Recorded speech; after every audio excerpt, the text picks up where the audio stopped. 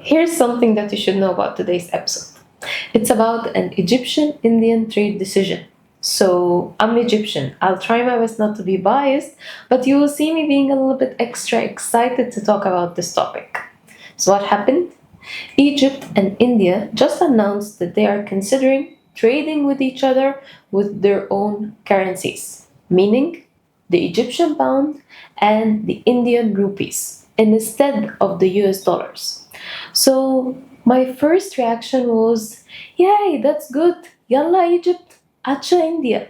But my second reaction was, wait, this is more than just a trade decision between two countries. There's a bigger story behind it. So let's uncover this story together today. This is Jana, and you're listening to the Primexar podcast.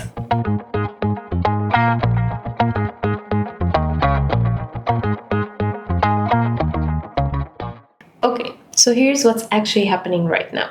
For decades, whenever a country wanted to trade with another, almost every country in the world, they used the US dollar.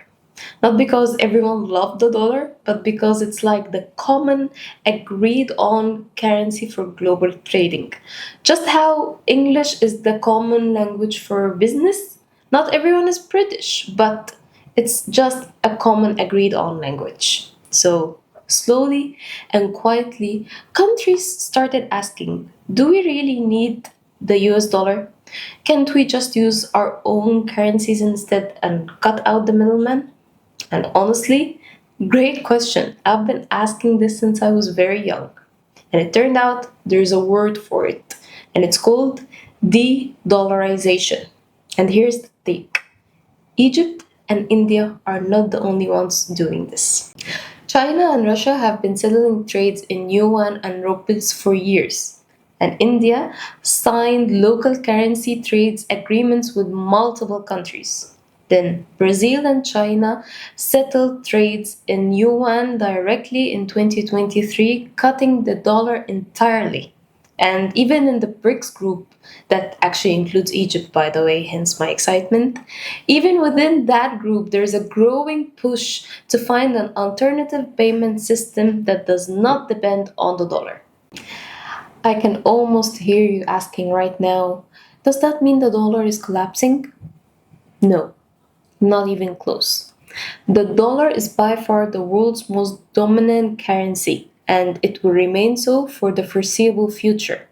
Unless, of course, you know who decides to pick another random fight again. Then that's a different story.